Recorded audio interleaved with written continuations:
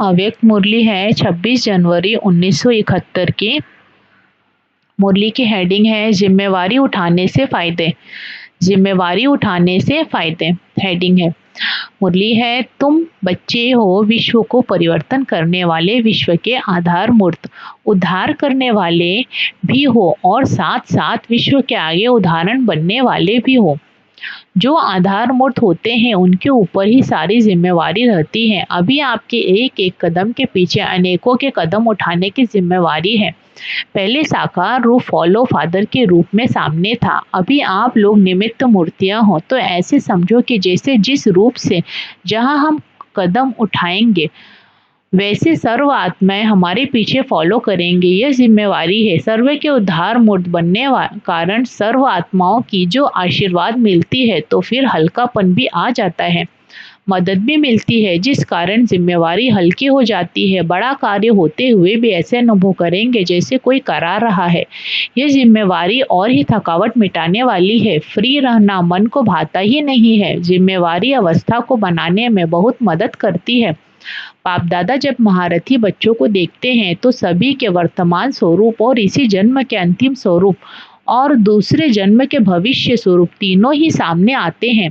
आप लोगों को यह फीलिंग स्पष्ट रूप में आती है कि यह हम बनने वाले हैं, हम ताज व तख्तधारी होंगे। आगे चल यह भी अनुभव करेंगे जैसे साकार रूप में प्रत्यक्ष अनुभव किया ना। कर्मातीत अवस्था भी स्पष्ट थी और भविष्य स्वरूप की स्मृति भी स्पष्ट थी। भविष्य संस्कार इस स्वरूप में प्रत्यक्ष दिखाई देते थे। तो आप सभी ऐसे अनुभव करेंगे जैसे कि बस यह शरीर छोड़ा और वह तैयार है। बुद्धि बल द्वारा इतना स्पष्ट अनुभव होगा। अभी दिन प्रतिदिन अपनी सर्विस से, अपने सहयोगीपन से और अपने संस्कारों को मिटाने की शक्ति से अपने अंतिम स्वरूप और भविष्य को जान जाएंगे। पहले कहते थे ऐसा समय आएगा जो नज़दीक वाले और दूर वाले स्पष्ट दिखाई देंगे, लेकिन अब वह समय चल रहा है जो दैवी परिवार की आत्माएं हैं वह समझ सकती हैं कौन कौन समीप रत्न हैं। जिनको जितना समीप आना है वह सरकमस्टांस अनुसार भी इतना समीप आएंगे। जिनको कुछ दूर होना है तो सरकमस्टांस भी बीच में निमित्त बन जाएंगे, जो चाहते हुए भी आ नहीं सकेंगे। यह सभी भविष्य का साक्षात्कार। अभी प्रैक्टिकल सर्विस चल रही है। अपने भविष्य को जानना अब मुश्किल नहीं है। हर एक को व्यक्तिगत अपने लिए भी कोई विशेष प्रोग्राम रखना चाहिए। जैसे सर्विस आदि के और प्रोग्राम बनाते हो वैसे सवेरे से लेकर रात तक बीच बीच में कितना और कैसे अपनी याद की यात्रा पर अटेंशन रखने के लिए प्रोग्राम रख सकते हो। यह डायरी बनानी चाहिए। अमृत वेले ही याद का प्लान बनाना चाहिए। समझो आप लोग कोई स्थूल कार्य आदि में बिजी रहते हो, लेकिन उसमें भी थोड़े समय के लिए जैसे नियम बांधा हुआ हो याद में रहने का, उस समय दूसरे को भी 2-3 मिनट के लिए स्मृति दिलाओ कि अभी हमारा यह कार्य है, आप भी याद में रहो। जैसे मुकर्रर टाइम पर ट्रैफिक भी रोक लेते हैं, इतना भी भले जरूरी काम हो, कोई पेशेंट को हॉस्पिटल में जाना होगा तो भी रोक लेंगे। इस रीति जहां तक कर सको उतना टाइम टेबल अपना बनाओ।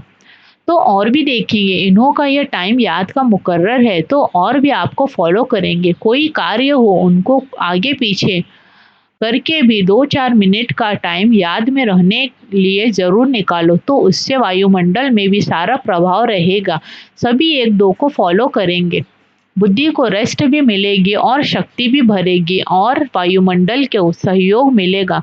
फिर एक अनोखापन दिखाई पड़ेगा। जैसे कुछ समय आप एक दो को याद दिलाते थे शिव बाबा याद है, वैसे ही जब देखते हो कोई व्यक्त भाव में ज्यादा है तो उनको बिना कहे अपना अव्यक्त शांत रूप ऐसा धारण करो जो वह भी इशारे से समझ जाए, तो फिर वातावरण कुछ अव्यक्त रहेगा। तुम्हारी अंतिम स्टेज है साक्षात्कार मूर्त। जैसा जैसा साक्षात्कार मूर्त बनेंगे वैसे ही साक्षात्कार मूर्त बनेंगे। जैसा जैसा साक्षात मूर्त बनेंगे वैसे ही साक्षात्कार मूर्त बनेंगे। जब सभी साक्षात मूर्त बन जाएंगे तो संस्कार भी सभी के साक्षात मूर्त समान बन जाएंगे। अपने को निमित्त समझकर कदम उठाना है। जैसे आप लोगों से ईश्वरीय स्नेह, श्रेष्ठ ज्ञान और श्रेष्ठ चरित्रों का साक्षात्कार होता है, वैसे अव्यक्त स्थिति का भी उतना ही स्पष्ट साक्षात्कार हो। ऐसा प्लान बनाना चाहिए जो कोई भी महसूस करे यह तो चलता फिरता फरिश्ता है। जैसे साकार रूप में फरिश्तेपन का अनुभव किया ना, इतने बड़ी जिम्मेवारी होते भी आकारी और निराकारी स्थिति का अनुभव कराते रहे। आप लोगों का भी अंतिम स्टेज का स्वरूप स्पष्ट दिखाई देना चाहिए। कोई कितना भी अशांत व बेचैन घबराया हुआ आवे, लेकिन आपकी एक दृष्टि, स्मृति और वृत्ति की शक्ति उनको बिल्कुल शांत कर दे। भले कितना भी कोई व्यक्त भाव में हो, लेकिन आप लोगों के सामने आते ही अव्यक्त स्थिति का अनुभव करें। आप लोगों की दृष्टि किरणों जैसा कार्य करे। अभी तक के रिजल्ट में मास्टर सूर्य के समान नॉलेज की लाइट देने के कर्तव्य में सफल हुए हो, लेकिन किरणों की माइट से हर एक आत्मा के संस्कार रूपी कीटाणु को नाश करने का कर्तव्य करना है। लाइट देने में पास हो, माइट देने का कर्तव्य अब रहा हुआ है। बाप दादा के पास 4 लिस्ट है। पहली सर्विसेबल, दूसरी सेंसिबल, तीसरी सक्सेसफुल और चौथी वैल्यूएबल। सक्सेसफुल भी सब नहीं होते, वैल्यूएबल भी सब नहीं होते। कोई अपने गुणों से, चरित्रों से वैल्यूएबल बन जाते हैं, लेकिन सर्विस के प्लानिंग में सक्सेस नहीं होते हैं। हर एक अपने चार्ट में जान सकते हैं। देखना है हमारा किस लिस्ट में नाम होगा। कोई का 4 में भी नाम है, कोई का 2 में, कोई का 3 में, कोई का 1 में है। वैल्यूएबल का मुख्य गुण यह होता है जो उसको स्वयं भी अपने समय की संकल्प की और सर्विस की वैल्यू होती है। इसलिए उनके संकल्प शब्द व उस द्वारा जो सर्विस होती है उसकी और भी वैल्यू रखते हैं। वह ड्रामा अनुसार उनकी वैल्यू हो जाती है।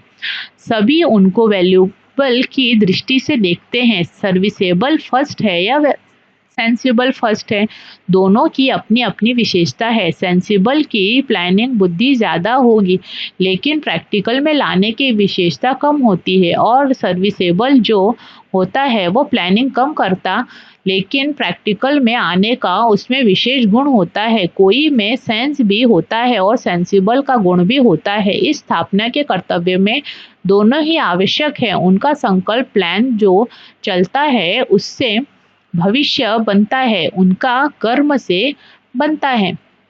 अधिक प्रभाव इसका रहता है और सफलता मूर्त का फिर अव्यक्त स्थिति के आधार पर परिणाम निकलता है। कोई का प्लान भी चलता है, प्रैक्टिकल भी करते हैं, लेकिन सफलता कम होती है।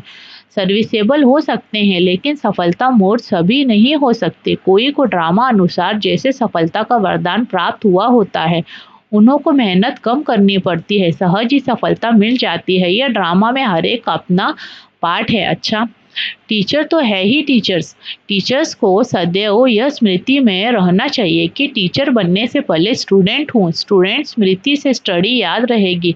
जब स्वयं स्टडी करेंगे तो औरों को स्टडी कराएंगे। स्टूडेंट लाइफ न होने के कारण औरों को स्टूडेंट नहीं बना सकेंगे। वातावरण को बदलने के लिए अपने को सदैव यह समझना चाहिए कि मैं मास्टर सूर्य हूँ। सूर्य का कर्तव्य क्या होता है? एक तो रोशनी देना, दूसरा कीचड़े को खत्म करना। तो सदैव यह समझना चाहिए कि मेरी चलन रूपी किरणों से यह दोनों कर्तव्य होते हैं। सर्व आत्माओं को रोशनी भी मिले, किचड़ा भी खत्म हो। मानो रोशनी मिलते किचड़ा खत्म न हो तो समझो कि मेरी किरणों में पावर नहीं। जैसे धूप तेज नहीं तो कीटाणु खत्म नहीं होंगे। मेरे में पावर कम तो ज्ञान रोशनी देगा, परंतु पुराने संस्कारों रूपी कीटाणु खत्म नहीं होंगे। जितनी पावरफुल चीज उतनी जल्दी खत्म। पावर कम तो समय बहुत लगेगा। तो पावरफुल बनना है, ऐसे नहीं समझो कि पढ़ी लिखी नहीं हूँ, सृष्टि की नॉलेज पढ़ ली तो उसमें सब आ जाता है। अच्छा, ओम शांति।